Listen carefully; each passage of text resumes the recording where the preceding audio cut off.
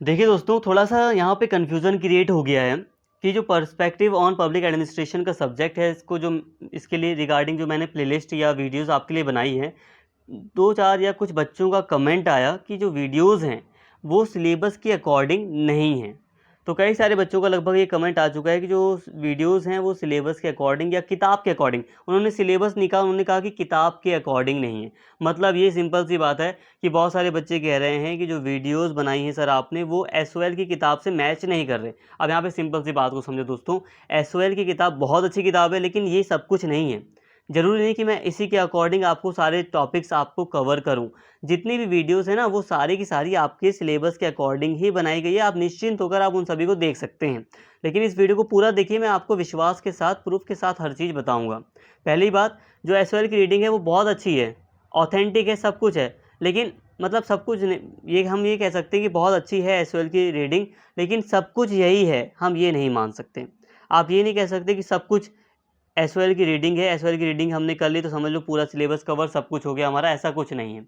Actual में बस SOL के स्टूडेंट्स के लिए, जो स्पेशली जो ओपन के स्टूडेंट हैं, उनकी हेल्प करने के लिए इस रीडिंग को डिज़ाइन कर दिया जाता है, ताकि जो बच्चे हैं, उनके पास अगर मटेरियल नहीं है, तो उनको कुछ मटेरियल मिल जाए। हकीकत ये है कि जो यूनिवर्सिटीज़ होती हैं, वहाँ पर कोई किताब बनी ही नहीं होती।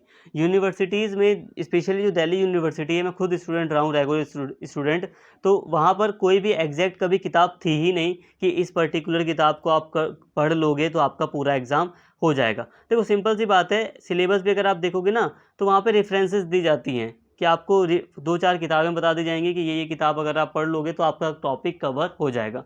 मतलब ये है कि सिंपल सी बात अगर मैं बताऊँ तो यूनिवर्सिटीज़ में, कॉलेजेस में सिलेबस को कवर करने के लिए टॉपिक्स बता दिए जाते हैं। जो टॉपिक्स हैं उनको कवर करने के लिए अलग-अलग रीडिंग बताई जाती हैं, अलग-अलग किताबें बताई जाती हैं, एक पर्टिकुलर किताब नहीं होती। तो इसलिए आप ये नहीं कह सकते कि ड्यू एसओएल की रीडिंग ही हर सब कुछ है। इस तरह मेरा बस कहने का उद्देश्य यही है कि अगर कोई टॉपिक, कुछ चीज़ें अगर मैच नहीं कर रही हैं मेरे नोट्स से और एसओएल की रीडिंग से, तो आप इसको गलत नहीं कह सकते। आप ये नहीं कह सकते मैच नहीं कर रही तो आपके लिए यूज़फुल नहीं है। ऐसा आप नहीं कह सकते, ठीक है? आपका अगर टॉपिक है, आपका वही टॉपिक मैंने आपको पढ़ाया है, तो वो आपके लिए पूरी तरह ऑथेंटिक है, क्योंकि जब मैं पढ़ाऊँगा तो भाई मैं दिल्ली यूनिवर्सिटी को ध्यान में रख कर पढ़ाऊँगा, मैं कॉलेजेस को ध्यान में रख कर पढ़ाऊँगा। मैं ये नहीं देखूँगा कि एक वीडियो ओपन के बच्चों के लिए है और एक वीडियो रेगुलर के बच्चे के लिए है। एक्चुअली मैं देख भी नहीं सकता। ये ऐसा इसलिए क्योंकि रेगुलर और ओपन में यहाँ पर कोई अंतर है ही नहीं। जब हम बात करते हैं सिलेबस की, तो कोई दोनों ही बच्चों में, चाहे वो रेगुलर का स्टूडेंट हो, चाहे वो ओपन का बच्चा हो, उसमें कोई अंतर है ही नहीं। तो मैं तो टॉपिक वाइज़ अच्छे से पढ़ाने की कोशिश करूँगा कि आपको टॉपिक वाइज़ आपका सिलेबस कवर कर लिया जाए। देखो सिलेबस आप सभी का सेम होता है, आप सभी के एग्ज़ाम सेम डेट पर होते हैं, सेम क्वेश्चन पेपर आप दोनों को ही मिलता है, चाहे आप रेगुलर के हों, चाहे आप ओपन के हों। तो यहाँ पर हम ऐसे नहीं देखेंगे ना, हम तो टॉपिक के अकॉर्डिंग हर चीज़ कवर करेंगे। हम कवर करेंगे कि आपको सारी जानकारी मिले, जो छुपी हुई बातें हैं वो भी आपको बताई जाएँ। इस तरह से आपके लिए टॉपिक कवर किया जाता है। अब एसओएल की रीडिंग आप खुद जानते हो कि उसमें भी हम देखते हैं कि कई सारे ऐसे टॉपिक्स होते हैं जो आपके लिए रेलेवेंट नहीं होते।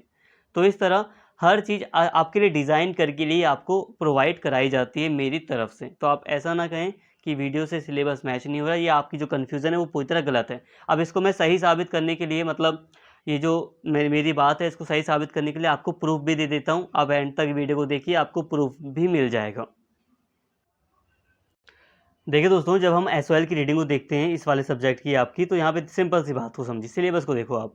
देखो सिलेबस आप खुद सोचो, यहाँ पे सिलेबस में यूनिट 1 में लिखा है कि लोक प्रशासन एक अनुशासन के रूप में, मतलब सिंपल सा इसकी बात को समझो। ये कह रहा है कि लोक प्रशासन एक सब्जेक्ट के रूप में किस तरह से बनकर तैयार हुआ। यहाँ पर ये बात लिखी है? नहीं लिखी ना। जब मैंने आपको बोला तो आपको ज़्यादा अच्छे से समझ में आया होगा। तो यही बातें हैं। तो यहाँ पे सिंपल सा यही कह रहा है कि एक सब्जेक्ट के रूप में किस तरह से आपका जो लोक प्रशासन है, पब्लिक एडमिनिस्ट्रेशन है, वो किस तरह बनकर तैयार हुआ। अब इसी से संबंधित जो भी बातें आपको पढ़ाई जानी थी, मैंने आपको वीडियो में पढ़ा दी हैं, ठीक है। अब आप यहाँ पर देख रहे हैं कि यहाँ पर लिखा है लोक प्रशासन की प्राचीन जड़ें।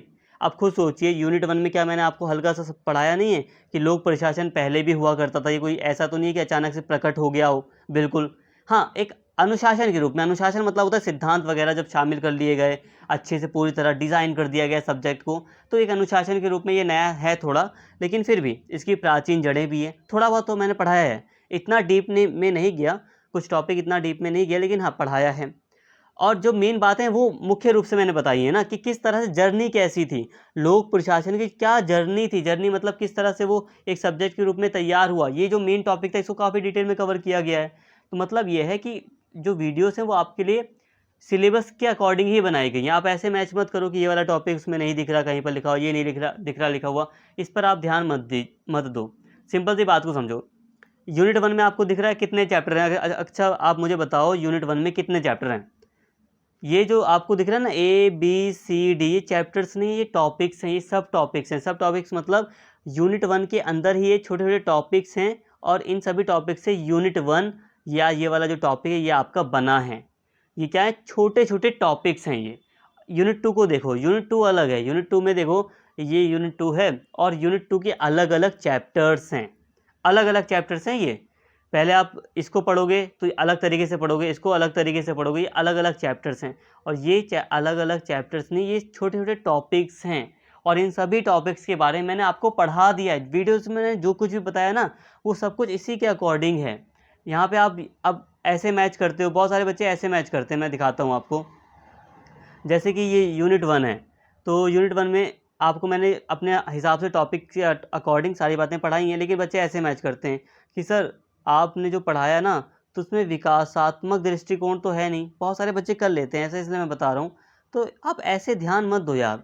आपको ना एक लाइन वाइज पढ़ाया गया, ऑथेंटिक सोर्स से पढ़ाया गया है, अच्छे तरीके से पढ़ाया गया है और अच्छी जगह से पढ़ाया गया है। ऐसा नहीं कि कहीं से भी आपको मैंने कुछ भी बता दिया, स्किप कर दिया, ऐसा कुछ नहीं है। आपको अच्छे तरीके से पढ़ाया गया है, तो इसके लिए आप कंफ्यूज मत हो। आप ऐसे मैचिंग मत करो कि अरे ये वाला टॉपिक तो हमें देखने को ही नहीं मिलता, व्यवहारिक दृष्टिकोण तो सर आपने पढ़ाया ही नहीं हमें। ऐसे देखोगे तो कुछ सारी चीज़ें अलग लगेंगी, लेकिन हकीकत ये है कि आपको पढ़ाया गया है। ठीक है, कई सारे टॉपिक्स होते हैं ना दोस्तों, उसको अलग अलग तरीके से भी पढ़ाया जाता है, तो अलग तरीके से भी आप समझ सकते हैं। अब यहाँ पे देखो, इतिहास अलग तरीके से बताया गया है, लेकिन मैंने भी इतिहास आपको बताया है उसमें। ऐसा तो नहीं है कि इतिहास हल्का सा भी नहीं बताया, सब कुछ बातें आपको मैंने बताई हैं। और वैसे भी अगर आप प्लेलिस्ट कर लोगे तो आपके साथ 5-7 क्वेश्चन ऐसे होंगे, अगर आप पूरी की पूरी प्लेलिस्ट अगर आप पढ़कर जाओगे एग्ज़ाम में, तो 5-7 क्वेश्चन ऐसे आएंगे जो आराम से आप कर सकते होगे एग्ज़ाम में। और एग्ज़ाम में आपको कितने क्वेश्चन करने ही होते हैं, 5-4 इतने करने होते हैं। तो इतनी बड़ी तो आपको दिक्कत लेने की ज़रूरत है नहीं। पूरी चीज़ें आपके लिए सिलेबस के अकॉर्डिंग ही बनाई गई हैं, सोच समझ कर बनाई गई हैं यार। ऐसा नहीं कि मैंने सिलेबस वगैरह देखा ही नहीं है, सब कुछ ऑथेंटिक है। आप आराम से निश्चिंत होकर तैयारी कीजिए। हाँ, ये बात बहुत अच्छी लगी मुझे, आप लोग जो पॉजिटिवनेस दिखाते हो, एक्टिव बच्चे मुझे बहुत पसंद हैं। आप लोग भले ही कमेंट करते हो कि सर सिलेबस सेम नहीं था, लेकिन फिर भी बहुत अच्छी बात है। आप लोग जितना एक्टिव रहते हो उतना अच्छा है मेरे लिए। एक्टिव बच्चे होने से फ़ायदा ये रहता है कि अगर मेरी कोई गलती भी है तो मुझे नज़र आ जाती है, लेकिन मेरी गलती नहीं थी यहाँ पर, तो मैंने आपको बता दिया। उम्मीद करता हूँ सारी बातें आपको समझ में आ गई होंगी। देखो सिंपल सी है ना, ये जो यूनिट 1 है ये अलग अलग टॉपिक्स में डिवाइडेड है, छोटे छोटे मतलब टॉपिक से ये बना हुआ है।